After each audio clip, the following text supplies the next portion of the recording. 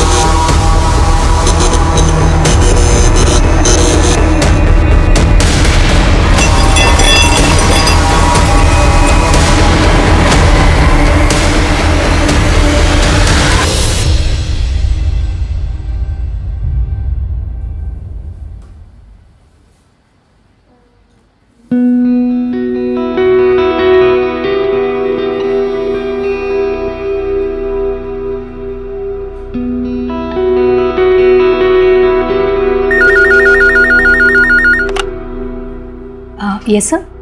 Okay, आप जा सकते हैं। Thank you. Excuse me ma'am, yes, ये आपके लिए। Thank you.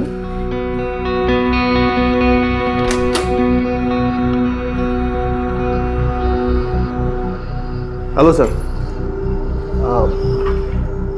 सर, इस बार वो मल्टीविटामिन प्रेस्क्रिप्शंस का टारगेट पूरा नहीं हुआ सर। पता नहीं इसको क्या हो गया, बहुत आवाज कर रहा है। कल तक तो ठीक था। नया लग जाएगा ना सर, आप टेंशन मत लो। और इस बार कंपनी सिर्फ आपके लिए कुछ स्पेशल बेनिफिट्स भी दे रही है। आप बस मेरी मदद करना, कंपनी आपको खुश रखेगी। मैं आपको समझाता हूँ। खुशी पाने के लिए जिम्मेदारी से समझौता करना गलत है। जिम्मेदारी को दांव पर लगाकर पाई गई खुशी बस चंद मिनटों की मेहमान बनकर आती है, लेकिन उसके बाद जिंदगी भर का दुख दे जाती है। और इसकी सजा सिर्फ उसे ही नहीं जो ऐसा करता है, बल्कि उसके आसपास के लोगों को, उसके रिश्तेदारों को, उसे प्यार करने वालों को और उसके परिवार वालों को भी भुगतनी पड़ती है। रोज तुम एक ही बात पे बहस करती हो। तुम मेरी बात क्यों नहीं मानते? आप कुछ भी बोलती रहती हो। मैं तुम्हें बोल दे, नहीं तो नहीं। नहीं, मुझे तुम क्या चाहती, क्या तुम? क्या गिद्ध जैसा लड़का पैदा किया आपने? मुझे और बर्दाश्त नहीं होता। नेहा, इसे समझा, इतनी गर्मी अच्छी नहीं है। गर्मी है मेरे अंदर। लो, अब ठीक है, हो गई मैं ठंडी। पर पहले ना अपने बेटे को समझाओ, मेरी एक बात भी नहीं मानता है वो। सुरेश, अरे नाश्ता तो करके। सुरेश, सुरेश, एक दिन इसे छोड़ के रास्ते पे फेंक देगा ना वो, तभी पता चलेगा उसे।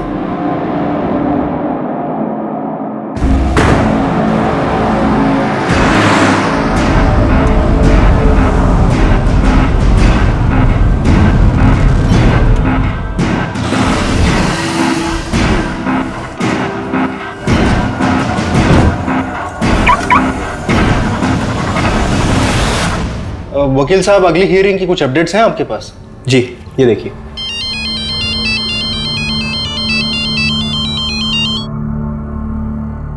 अच्छा, मुझे लगता है हमें वो दूसरा पॉइंट सामने रखना चाहिए ताकि हमारा केस और स्ट्रांग हो जाए और हमारे जीतने के चांसेस बढ़ जाएं। आप टेंशन मत लीजिए, वो हम लोग मैनेज कर लेंगे।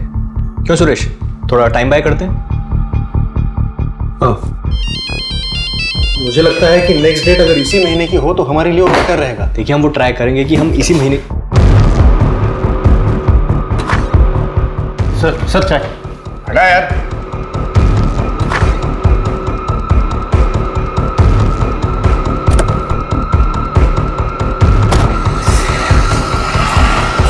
हाँ, मीटिंग से उठकर चला गया।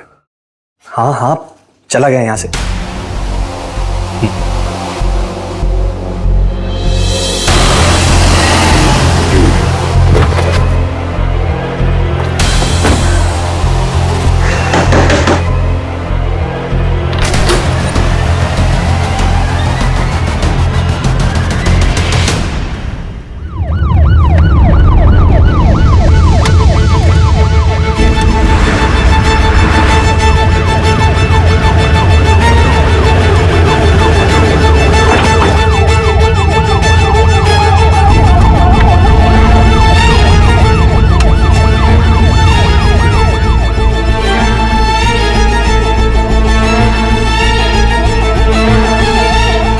लगता है ये गाड़ी काफी टाइम से यहीं खड़ी है।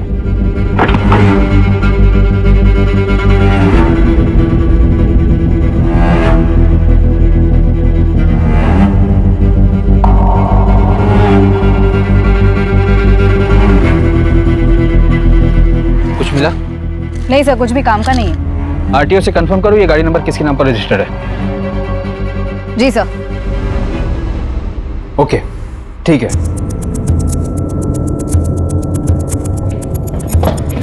सर, पीसा देवी जंगल के रास्ते में जो गाड़ी हमें मिली थी, वो गाड़ी किसी लॉयर सुरेश रेडकर के नाम पर रजिस्टर है। उसका फोन भी स्विच ऑफ है। एनी मिसिंग कंप्लेंट या गाड़ी चोरी की कंप्लेंट? नहीं सर। तो पता लगाओ वकील साहब की गाड़ी जंगल में क्या कर रही थी।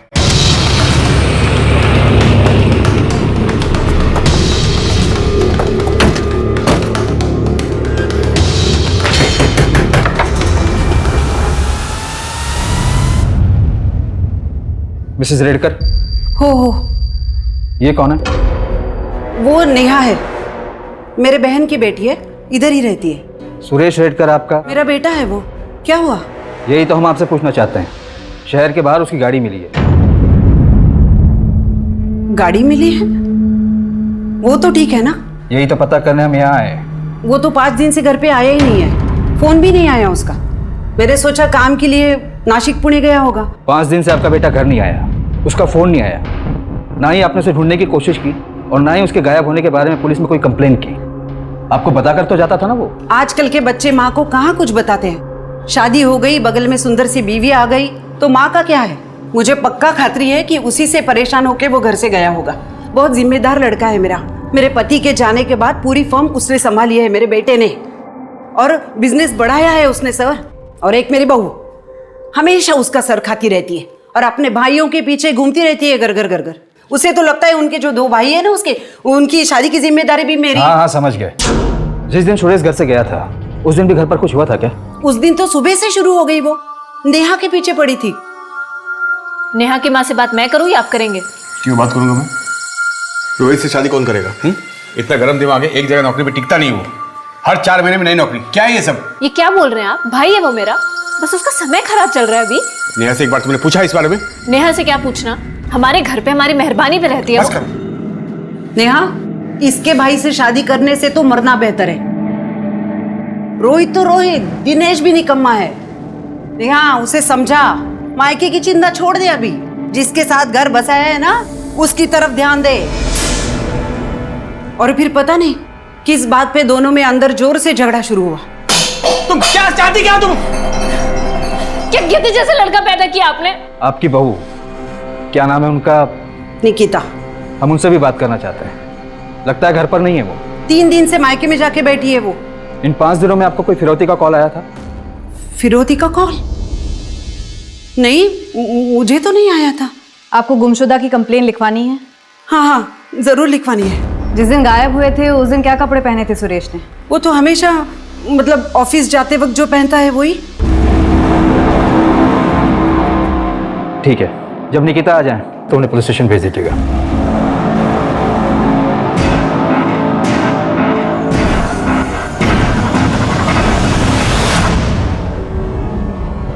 सर, ये सुरेश की फोटो मुझे फॉरवर्ड कर दीजिए। जी।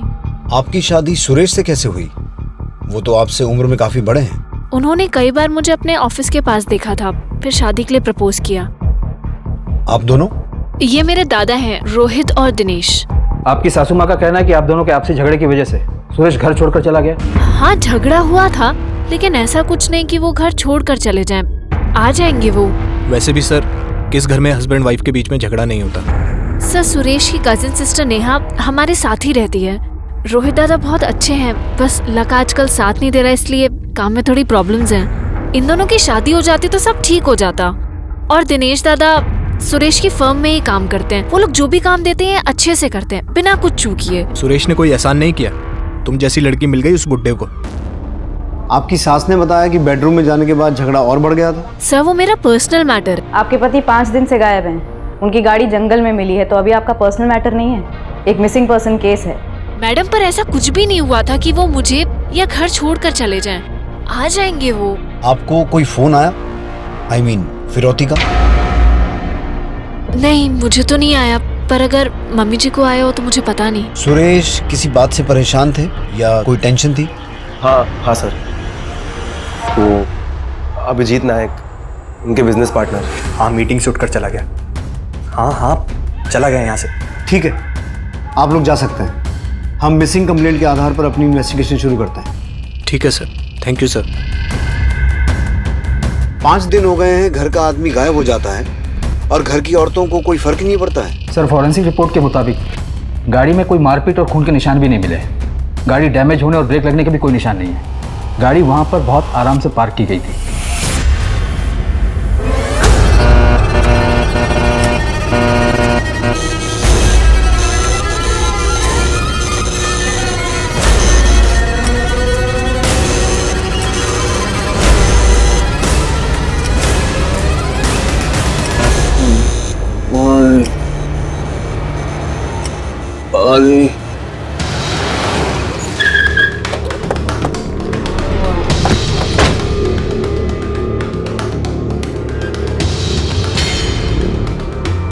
अभिजीत नायक, सर उस साइड। मेरे पास सिर्फ 10 मिनट है। Next time please come with prior appointment.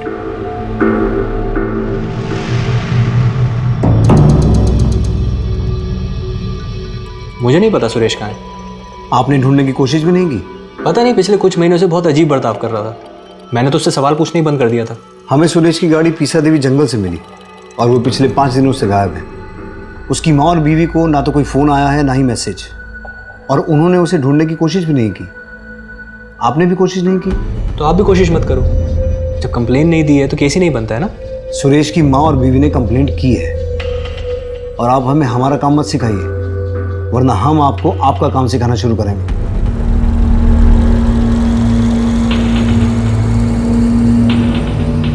Inspector, 2 दिन पहले मुझे एक कॉल आया था।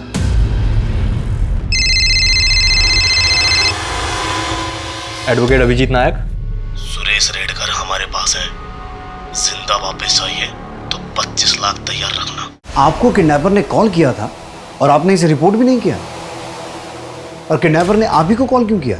मैंने भी उसे यही सवाल किया, लेकिन मुझे क्यों फोन कर रहे हो? क्योंकि हमें औरतों से बात नहीं करनी। पर मेरा क्या लेना देना इससे? तुम उसके पार्टनर हो ना, पैसा तुम्हारे पावर में ही होगा। देखो सुनो, तुम्हें कोई गलतफहमी हुई है ऐसा कुछ? पैसा जमा करके रखना, फिर फोन करूंगा। हेलो, मैं आपको कह रहा हूँ मैं कोई पैसे नहीं देने वाला। मेरे इससे कोई लेना देना नहीं है। पंकज सर, सबसे पहले तो इस अभिजीत को जो किडनैपर का कॉल आया था उस कॉल को ट्रेस करो। ये केस सचमुच अजीब है। सुरेश के गायब होने से किसी को कुछ फर्क ही नहीं पड़ रहा है। औरतें आपस में झगड़ा कर रही हैं, पार्टनर को सिर्फ अपनी पड़ी है। रैंसम कॉल को कोई इतना कैजुअली कैसे ले सकता है? हो सकता है फिरौती का कॉल अभिजीत की ही साजिश हो, 25 लाख ऐंठने के लिए। ये लॉयर है, गेम प्लेयर भी हो सकता है। इसकी पूरी कुंडली निकालो। और सुरेश के कॉल रिकॉर्ड्स और फोन ट्रैकिंग रिपोर्ट का क्या स्टेटस है? आते ही होंगे सर। रिश्ते कभी एक दूसरे के लिए जान देने वाले तो कभी एक दूसरे की जान लेने वाले। सुरेश के रिश्ते बहुत अजीब थे। उसकी मां और उसकी बीवी ने अपने आपसी तनाव की वजह से सुरेश के गायब होने के 5 दिन बाद तक ना तो उसकी कोई पुलिस कंप्लेंट की और ना ही उसे ढूंढने की कोशिश की, और उसके पार्टनर ने भी यही किया। लेकिन क्यों?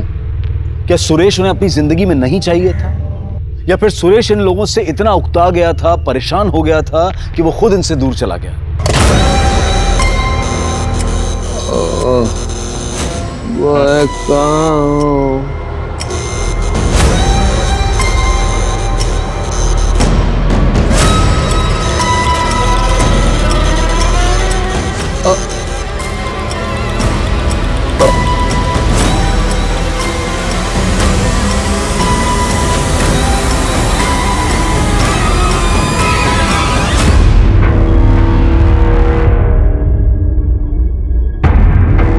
सर, तो आज टाइम है आपके पास? सर एक बात है जो उस दिन मैं आपको बताना भूल गया था। एक और बात? जी, एक और बात। एक और कॉल? जी नहीं। देखो दिनेश, मैं ये सब नहीं कर सकता, लेकिन ये पेपर चाहिए किसको? सर निकिता को चाहिए। और किसको? निकिता को डिवोर्स पेपर चाहिए? पर क्यों? सर डिवोर्स देना चाहती है इसलिए। और उसने कहा है कि इस बात की खबर जीजा जी को नहीं लगनी चाहिए। निकिता ने डिवोर्स पेपर्स मांगे थे? यस, निकिता और उसकी फैमिली सब मिले हुए हैं। डिवोर्स नहीं दिया तो ऐसे पैसे निकाल रहे हैं। ये इन्फॉर्मेशन फॉल्स ना निकले वकील साहब। लेकिन सर, निकिता ने हमें डिवोर्स के बारे में कुछ नहीं बताया। क्या सुरेश की माँ को इस बारे में पता है? बात यहाँ तक आ गई और मुझे पता भी नहीं चला। मेरे बेटे को कुछ हो तो नहीं जाएगा ना? मैं अभिजीत को बार बार फोन कर रही हूँ तो वो बोल रहा है कि कोई कॉल आया ही नहीं। वहाँ ऑफिस में एक कांस्टेबल पोस्टेड है, जैसे ही कोई कॉल आएगा हम आपको बता देंगे।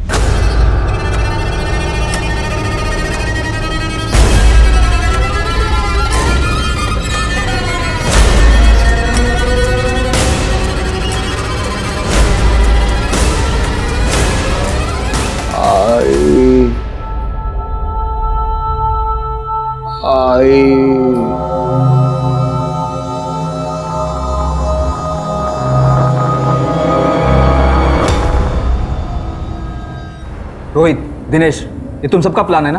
कैसा प्लान? तुम अच्छी तरह से जानती हो निकिता। तुम हमेशा निकिता से अपनी मांग पूरी करवाते थे। नहीं सर, मेरी जॉब छूट गई थी, थोड़ी तंगी थी, तो सुरेश ने थोड़ी मदद की। मैं जॉब ढूंढ रहा था सर। मगर जब सुरेश ने और पैसा देने से इनकार किया तो तुमने उसे डिवोर्स की धमकी दी। लेकिन मैं उसे डिवोर्स नहीं लेना चाहती थी। और वो फिर भी नहीं माना तो तुमने उसे किडनैप करवाया, राइट? ऐसा कुछ नहीं है सर, हमने कुछ नहीं किया है। ये आइडिया तुम्हारा था या फैमिली के दबाव में आके किया? ये सब तेरी गलती है। भैया अभी इसे बोल के क्या फायदा, आगे का सोचो।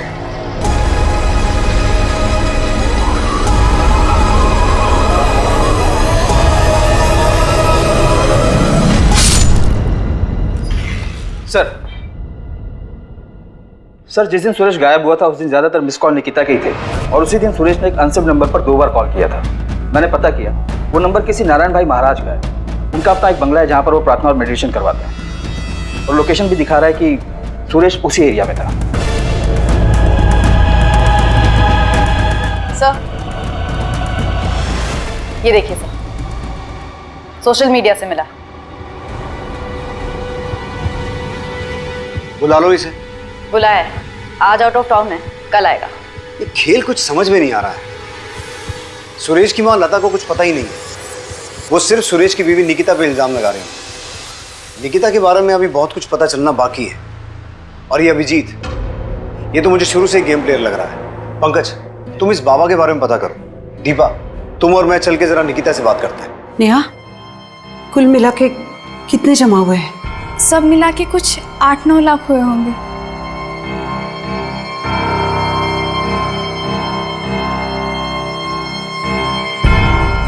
देखिए, हम पूरी कोशिश करेंगे कि अगली डेट पर पूरा केस खत्म हो जाए। एक सेकंड। हेलो। हेलो अभिजीत, मैं सुरेश की माँ बोल रही हूँ। जी माँ जी, बोलिए, कैसे फ़ोन किया? फिर से किसी का फ़ोन आया था क्या? मतलब वो किडनैपर्स का? नहीं माँ जी, अभी कोई कॉल नहीं आया, और आता है तो मैं सबसे पहले आपको बताता हूँ, ठीक है? लेकिन उसके लिए कॉल भी तो आना चाहिए ना। अब मैं चाहूँ, एक मीटिंग में बैठा हूँ ज़रा। अभिजीत, और एक बात करनी है मुझे। वो मैंने पैसों के बारे में बोला था, उसका इंतज़ाम हो गया? माँ जी, पैसे हैं, ऐसा नहीं है कि सोचा और सामने प्रकट हो गए, और मैं अरेंजमेंट कर रहा हूँ। लेकिन देखिए, बुरा मत मानिए, Suresh as a partner company में कम ही काम करता था। सारी मीटिंग्स, कोर्ट केसेस मैं ही हैंडल करता था। उसकी वजह से बिजनेस में पैसे कम आते थे। उतना मैं दे दूंगा, मगर आप मेरे भरोसे मत रहिए। लेकिन बेटा, फर्म तो सुरेश का ही है ना? जी माँ जी, सब आप ही का है, लेकिन अकाउंट में पैसे भी तो होने चाहिए ना। मैं देखता हूँ, अभी मीटिंग में हूँ, बाद में कॉल करता हूँ। सुनो अभिजीत, ऐसे कैसे तुम? हेलो,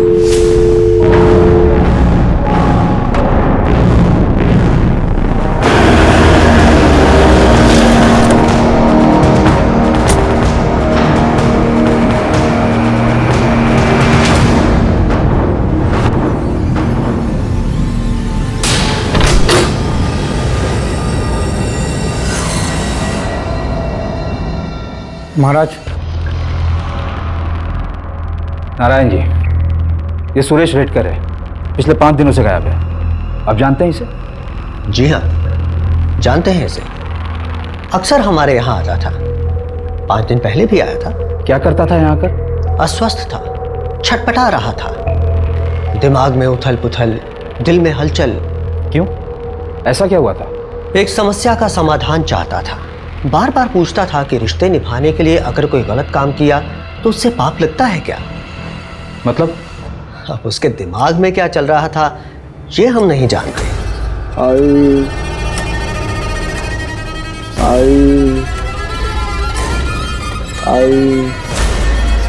सोचा बेटा, आराम से सोचा।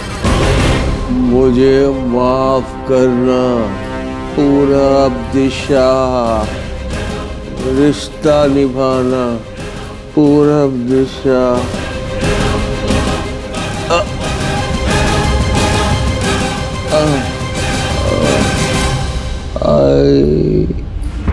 आप नारायण भाई महाराज को जानती हैं? जी नहीं। आपका पति तो बार बार उनसे पूछता था कि रिश्ता निभाने के लिए अगर कुछ गलत किया तो उससे पाप लगता है या नहीं। इसका क्या मतलब है? कुछ समझा सकती हैं आप? मुझे नहीं पता। सबसे ज्यादा रिश्ता तो आपके परिवार से निभाने की कोशिश कर रहा था वो। क्यों? इसके बारे में तो मालूम होगा तुम्हें। हमारे बीच ऐसा कुछ नहीं था, हम बस थोड़े टाइम के लिए साथ थे। लेकिन इसे देखकर ऐसा लग तो नहीं रहा। पुराना प्यार फिर लौट आया, सुरेश बीच में आ रहा था, इसलिए उसे रास्ते से हटाने के लिए किडनैपिंग का प्लान बनाया। ये क्या बोल रहे हैं आप? हमारे बीच अब ऐसा कुछ भी नहीं है, और मेरे और सुरेश के बीच भी अब रिश्ते बेहतर हो रहे थे। और फिर भी तुम्हें उससे डिवोर्स चाहिए था? वो मैं उसे सिर्फ धमका रही थी। किस बात के लिए? ताकि वो मेरी बातें मान ले। तुम्हारा और निकिता का अफेयर था, और शादी के बाद पिछले कुछ दिनों में फिर से शुरू हो गया। तुमने सोचा इस सब को ठीक करने का एक ही रास्ता है, सुरेश को रास्ते से हटाना। पहले एविडेंस लेकर आओ और फिर मैं मेरा जवाब दूंगा। यहाँ कोर्ट के बाहर नहीं, कोर्ट के अंदर। मैं निकिता से मिलता हूँ, लेकिन मेरी भी अब शादी हो चुकी है। And my wife is beautiful then Nikita.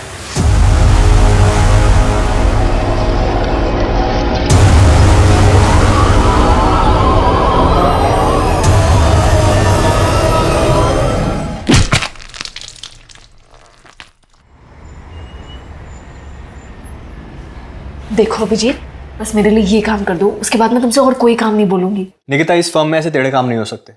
और वैसे भी ये फर्म तुम्हारे महान ससुर और पति के आदर्शों पर चलता है, मेरे नहीं। अभिजीत, तुम इतना नहीं कर सकते मेरे लिए। उसने बोला है वो करेगा काम।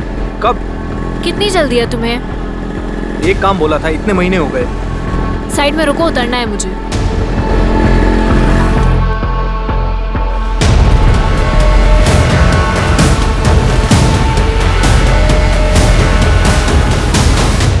मैडम, अगर किडनैपर्स का फोन आता है तो मैं आपको खबर कर दूंगा, मगर आप इस तरह मेरे ऑफिस में आकर मत बैठा करें।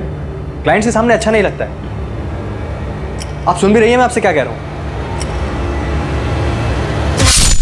अभिजीत के पास भी मोटिव तो है, ऑफिस, पार्टनर की बीवी। बस सुरेश को रास्ते से हटाओ, सब कुछ अपना। और रैंसम का एक ही कॉल आया, वो भी उसी को। जो नंबर से कॉल किया गया वो फर्जी डॉक्यूमेंट देकर लिया गया था। सर, जिस एरिया से सुरेश की गाड़ी मिली थी और उसका फोन बंद हुआ था वो वल्लभ नगर एरिया में आता है। उसके आसपास की सारी सीसीटीवी फुटेज चेक की। वहाँ एक पेट्रोल पंप के बाहर एक बस स्टॉप है जहाँ ये आदमी दिखा। कौन है ये? सर, ये सुरेश की गाड़ी में बैठा था और इसके बैठने के चंद मिनटों बाद ही सुरेश का फोन बंद हुआ। इसकी फोटो सर्कुलेट करवाओ और उस एरिया में इसके बारे में पूछताछ करो। जी सर। सर,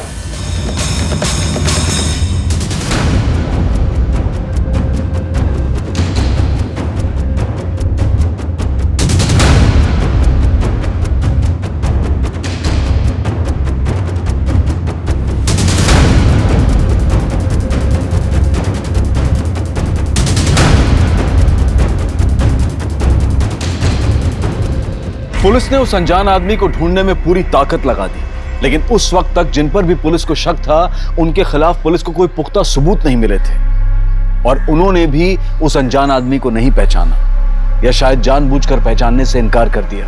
पुलिस को कोई रास्ता नजर नहीं आ रहा था, और 3 दिन बाद ही पुलिस के हाथ एक ऐसा सुराग लगा जिसने इस केस को अचानक एक पेचीदा रुख दे दिया। घर से झगड़कर निकला सुरेश काफी दिनों से गायब है। किसी को पता नहीं चल पा रहा था कि सुरेश को आसमान खा गया या जमीन निकल गई।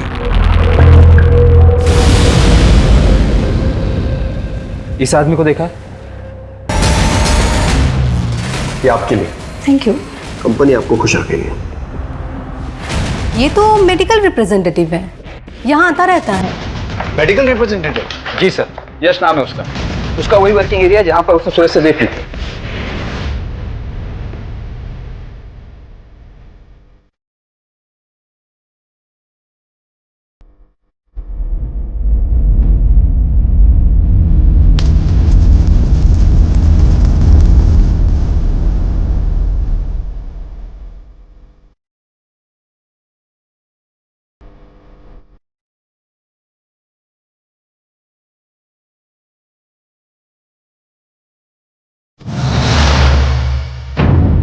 हाँ सर, मैंने इनसे लिफ्ट ली थी, आदर्श नगर से तुकई नगर। ये आदमी उसी दिन से गायब है, किडनैप किया गया है। सुरेश नाम है इसका। वैसे तुम कहाँ रहते हो? तुकई नगर। तो फिर आदर्श नगर कैसे जाना हुआ? सर एक्चुअली मैं एक MR हूँ और डॉक्टर के पास उसी सिलसिले में एक मीटिंग थी, इसलिए मैं आदर्श नगर गया था। आप चाहे तो डॉक्टर सालगांवकर से पूछ सकते हैं, उनका वहीं पर एक क्लिनिक है। और वापस आते वक्त मैंने काफ़ी टाइम बस के लिए वेट किया, लेकिन बस आई नहीं, इसलिए मैंने इनसे लिफ्ट ली।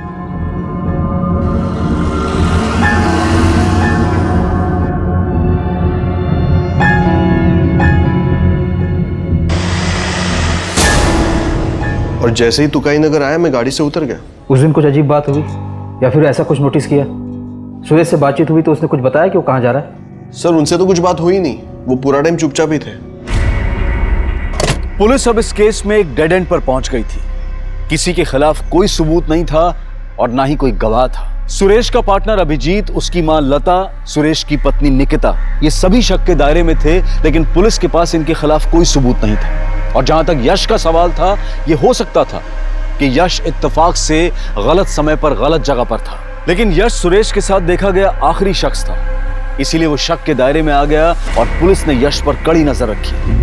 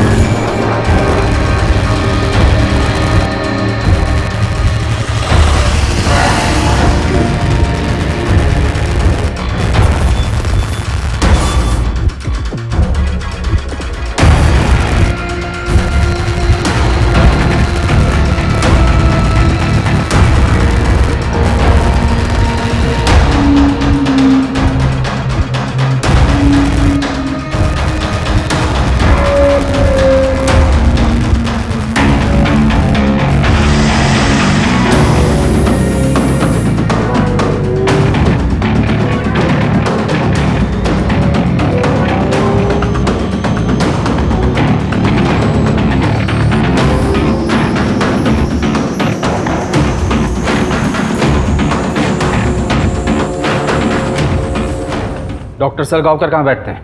क्यों सर, क्या हुआ? होटल अपर्णा एग्जीक्यूटिव के बारे में पूछताछ करनी है आपसे।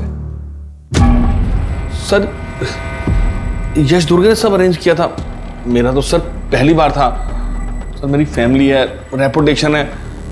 सर ये बात, सर मैं तो बर्बाद हो जाऊंगा सर, तबाह हो जाऊंगा सर, प्लीज सर। सर ये यश उतना सीधा है नहीं जितना दिखता है। मेडिसिन बेचने के लिए तरह तरह के घूस देता था वो डॉक्टर्स को, और लड़कियां भी। और इस बार कंपनी सिर्फ आपके लिए कुछ स्पेशल बेनिफिट्स भी दे रही है। आप बस मेरी मदद करना, कंपनी आपको खुश रखेगी। उसके बदले में डॉक्टर उस मेडिकल कंपनी की दवाइयाँ प्रिस्क्राइब करते थे जिसकी जरूरत ही नहीं थी। ये यश ऐसे स्टार परफॉर्मर बना है। होटल में एक रूम भी बुक किया था उसने, परमानेंट। पर इन सब बातों का सुरेश की किडनैपिंग से क्या कनेक्शन हो सकता है? पंकज, होटल की CCTV फुटेज चेक करो, पिछले कुछ दिनों की नहीं, पिछले कुछ महीनों की। और वो जो कमरा यश ने परमानेंटली बुक करवा के रखा था, उसकी तलाशी लो। ये यश भी खिलाड़ी आदमी है।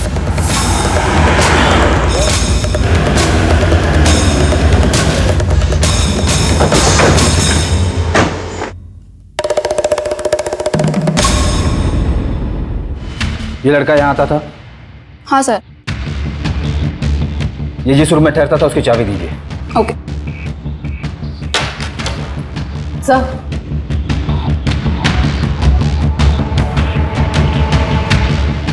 ये CCTV काम करता है? हाँ सर। इसकी फुटेज चाहिए हमें।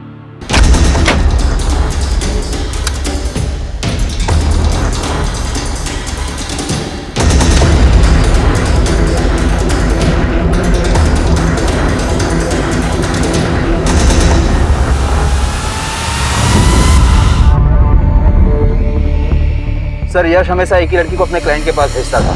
उसका नाम माया है। सब प्लीज मेरे घर वालों को कुछ मत बताइएगा, उनको इस बारे में कुछ भी नहीं पता है। तुम यश को कैसे जानती हो? वो मेडिकल रिप्रेजेंटेटिव है, थोड़े दिन पहले मेरे पास आया था, बोल रहा था कि उसके कुछ डॉक्टर दोस्त हैं, अगर मैं उनके साथ थोड़ा वक्त बिताती हूँ तो अच्छे पैसे देगा। पैसे अच्छे थे इसलिए मैं मान गई। और ये आदमी, इसे भी यश लेके आया था? नहीं सर, इसे उस दूसरे एमआर ने भेजा था, मगर मुझे याद है सर कि ये आदमी बहुत ही अजीब था। नर्मदा परिक्रमा करनी है। श्रीमद नारायण भाई ने कहा है कि 11 बार परिक्रमा करो और कॉस्मिक संतुलन पाओ। खुद ही एनर्जी को महसूस करो, खुद ही एनर्जी बन जाओ। सिर्फ बातें ही करोगे या कुछ और भी करोगे? कभी मोक्ष का मार्ग स्पष्ट रूप से देख पाए हो? कभी आत्मा ने तुम्हें अंदर से पुकारा है? संसार में दुख का कारण ध्यान का है तुम्हारा। मैंने तुम्हें 2 घंटे के लिए पैसे दिए, तो तुम सिर्फ 2 घंटे मेरी बात सुनोगी, मुझ पर ध्यान रखोगी, मुझसे बात करोगी। नर्मदा परिक्रमा करनी है। मगर अभी तो तुमने कहा था कि तुम्हारे सारे क्लाइंट्स यश के थ्रू आते हैं। देखो माया, किसी को बचाने की कोशिश मत करना। नहीं सर, मैं झूठ नहीं बोल रही हूँ। यश से पहले भी एक एमआर था, एक्चुअली उसी ने मुझे यश से मिलवाया था। फिर थोड़े दिनों बाद वो कहीं गायब हो गया और यश टिका रहा। फिर थोड़े दिनों बाद वही एमआर इस आदमी को मेरे पास लेकर आया था सर। उसका कोई नंबर वगैरह है? ये नया मोबाइल कहाँ से आया तेरे पास? कहाँ से आया? चोरी किया ना तूने? मैंने चोरी नहीं किया। तेरा बाप ने उधर जेल में सड़ रहा है, तू भी जा उधर। मैंने नहीं किया। ऐसे नहीं मारेगा, चल उठ उठ उठ चल।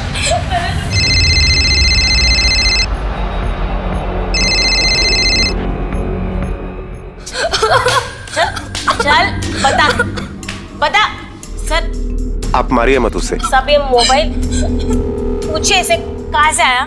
इतना मेहनत करके ना इसको पाला बड़ा किया, हा? और ये बाप की तरह चोरी कर रहा है। अच्छा बेटा, नाम क्या है तुम्हारा? आयुष। अच्छा ये बताओ, ये मोबाइल कहाँ से उठाया तुमने? चोरी की क्या? साहब मैंने चोरी नहीं की, मैं सच बोल रहा हूँ। मैंने वो खुद के पैसों से खरीदा है। फिर तुम्हारे पास इतने पैसे कहाँ से आए? सर एक आदमी था, वो मुझसे पेट्रोल खरीदवाता था।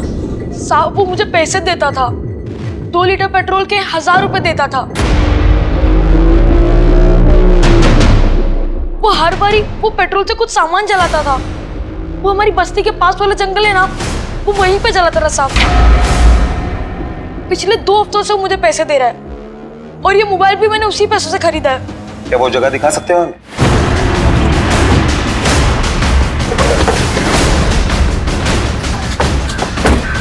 कहाँ पे बेटा? वहां पर।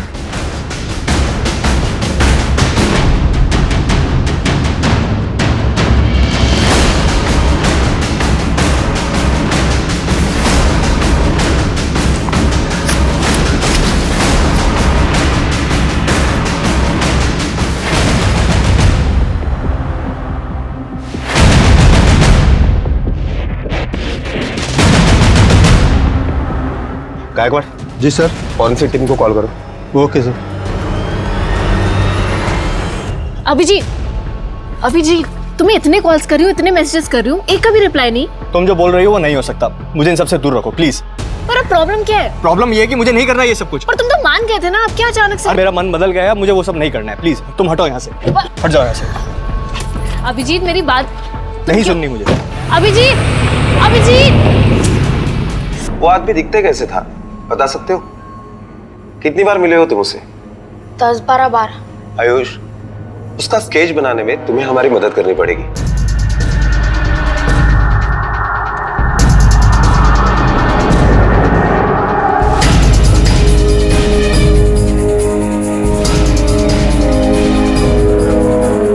सर, क्रांति चौक पुलिस स्टेशन में एक केस की तहकीकात में इस आदमी का स्केच बना है।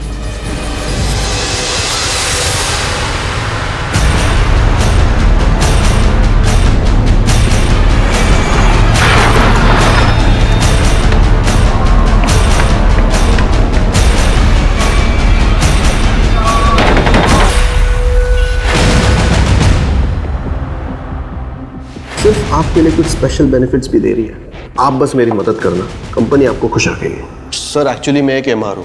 कहाँ ले जा रहे हो मुझे बताइए तो सही, मैंने किया क्या है? तू जिस लड़के से पेट्रोल खरीदता था ना, उसने तेरा भांडा फोड़ दिया। अब बाकी का किस्सा पुलिस स्टेशन में बता। अरे ऐसा कुछ नहीं, मैंने कुछ नहीं किया सर।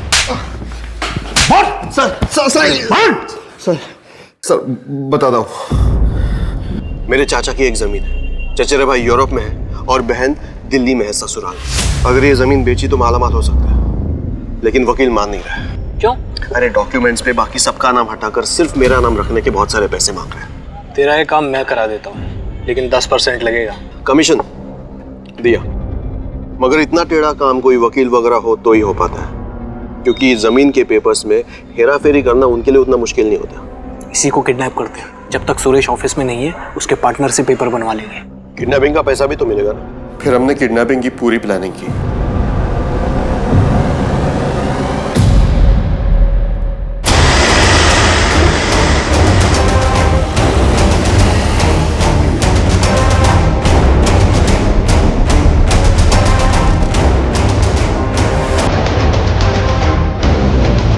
सुरेश, सुरेश,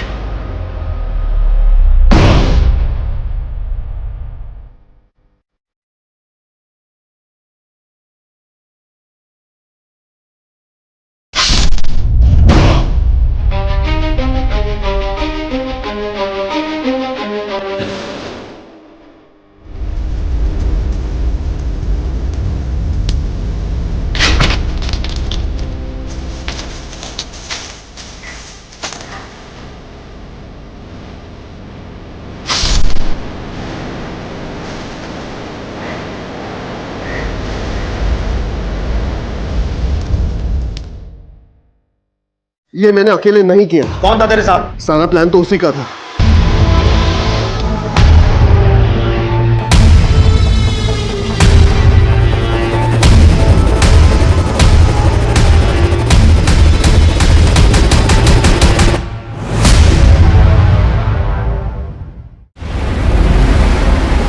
हाँ सर, मैं रोहित की बीवी थी, लेकिन पिछले ही साल हमारा डिवोर्स हुआ है। अब मेरा रोहित और उसकी फैमिली से कोई लेना देना नहीं है सर। ऐसा क्या हुआ था? बताने में भी शर्म आती है। रोहित आज अचानक होटल में लाने का। अच्छा सुनो, तुम यहाँ 2 मिनट आराम से बैठो, मैं रिसेप्शन से होके आता हूँ, ठीक है? हाँ लेकिन तुम बताओ। मैं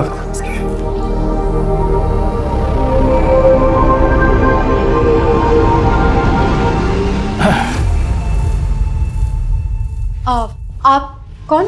अरे आप तो यूं ही शर्मा रही हैं। आप नजदीक मत आओ। अरे आप तो खामखा घबराती। क्या बदतमीजी है? रोहित, रोहित, रोहित, अरे रोहित, तुमने इसे बताया नहीं क्या? मेरा टाइम क्यों बर्बाद किया? आप मुझे 2 मिनट दीजिए, मैं इसे समझाता हूँ सर। रोहित, देखो मेरी बात ध्यान से सुनो शिल्पा, ये बहुत बड़े डॉक्टर हैं, मेरा सारा काम कर देंगे। बस तुम्हें इनके साथ थोड़ा सा वक्त गुजारना होगा।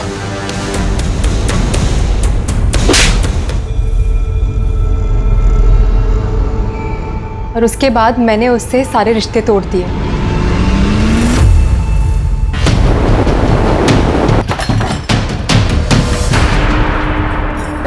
सर चल।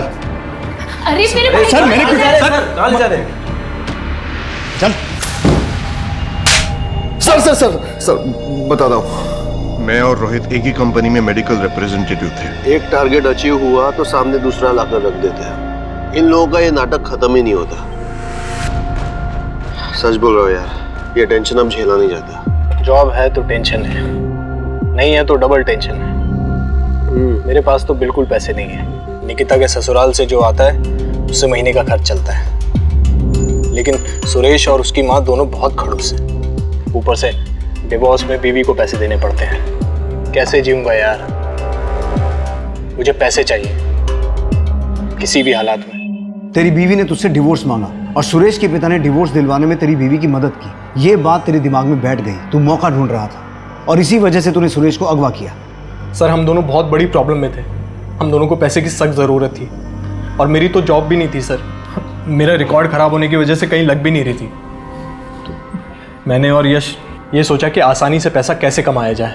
मेरे चाचा की एक जमीन है, चचेरे भाई यूरोप में है और बहन दिल्ली में है ससुराल में। तो अगर ये जमीन बेची तो मालामाल हो सकते हैं, लेकिन वकील मान नहीं रहा है।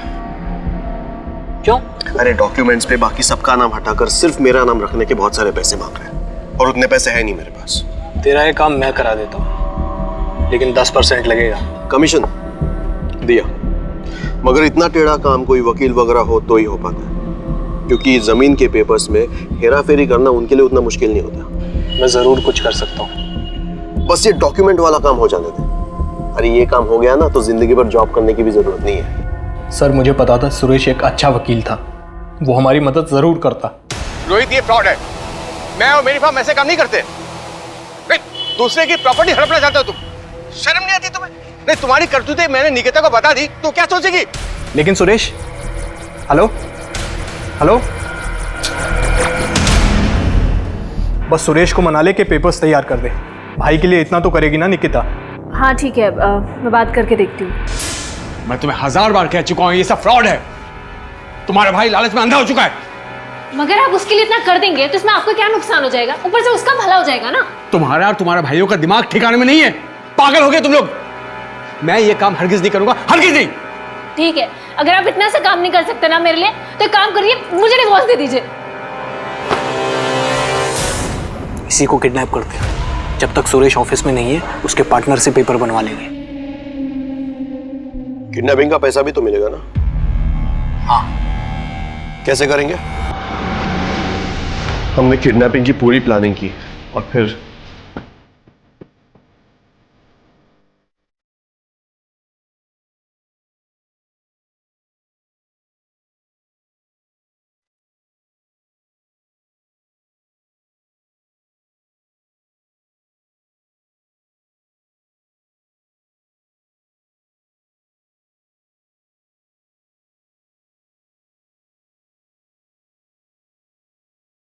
माँ, ये दवाई दिन में 2 बार देनी है। 2 इंजेक्शन 2 बार। सुन रही हो ना माँ? यार ये कर तो पाएंगी ना? अरे तू टेंशन मत ले, कर ली माँ। 2 इंजेक्शन 2 बार, ठीक है? हाँ। ओके, चलो।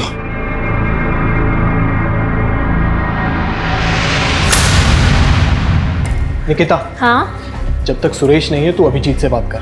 वो पेपर्स तैयार हो जाएंगे तो यश मेरी जॉब ढूंढने में मदद करेगा। अभिजीत? हाँ, वो तुझे कभी ना नहीं कहेगा। लेकिन मैं भाई के लिए इतना तो कर ही सकती है ना निकिता, वरना मैं मर जाऊंगा। निकिता, जो तुम कह रहे हो मैं नहीं कर सकता वो। प्लीज ना अभिजीत। ये सब करके मेरा क्या फायदा? और सुरेश को पता चल गया तो और बखेड़ा खड़ा कर देगा। तुम जानती हो उसे, वो अभी भी सीनियर पार्टनर है मेरा। पर वो नहीं है ना अभी। लेकिन आ जाएगा ना। हमें फिरौती के पैसों की पूरी उम्मीद थी, मगर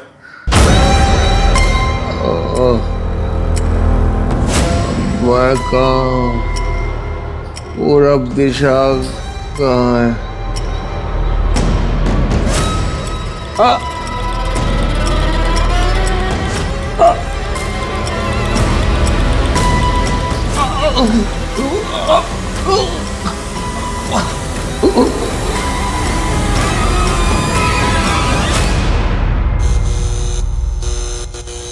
सुरेश, सुरेश शायद ड्रग ओवरडोज हो गया है।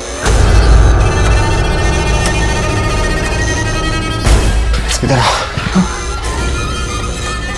बॉडी को कुछ करना पड़ेगा। क्या करेंगे? काट के जला देते हैं। क्या?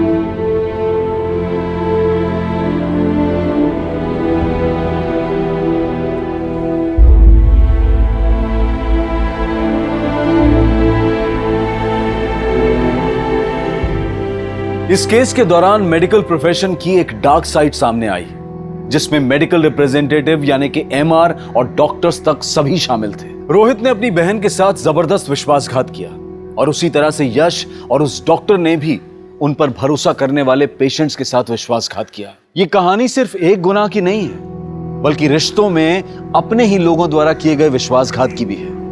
जैसे कि हर प्रोफेशन में भले और बुरे लोग होते हैं, वैसे ही मेडिकल प्रोफेशन का भी है। लेकिन इस प्रोफेशन के कुछ बुरे लोगों की वजह से लोगों की जिंदगियां दांव पर लग जाती हैं और पूरे प्रोफेशन का नाम बदनाम हो जाता है। लेकिन जो भी हो, अब हमें अपने मेडिकल प्रिस्क्रिप्शन और मेडिकल टेस्ट को लेकर चौकन्ने रहना होगा। ये सवाल पूछने होंगे कि ये डॉक्टर्स जो हमें लंबी चौड़ी दवाइयां लिखकर देते हैं, उनका इस्तेमाल जरूरी भी है या नहीं। लेकिन इसका मतलब ये नहीं है कि हम हमेशा दूसरों पर शक करें। बस हमें आंख बंद करके विश्वास करना बंद करना होगा। अगर हम सतर्क रहें, चौकन्ने रहें, तो हम इस मेडिकल फील्ड जैसे पाक फील्ड से इस बुराई को दूर रखने में कामयाब हो सकते हैं। अब मैं अनूप सोनी आपसे विदा लेता हूं। फिर मुलाकात होगी क्राइम पेट्रोल सतर्क के ब्लैक हेडलाइंस अध्याय में एक और नए केस के साथ। और याद रखें, क्राइम और आपके बीच में सिर्फ इतना फर्क है कि आप कितने सतर्क हैं। सतर्क रहें, सुरक्षित रहें। जय हिंद।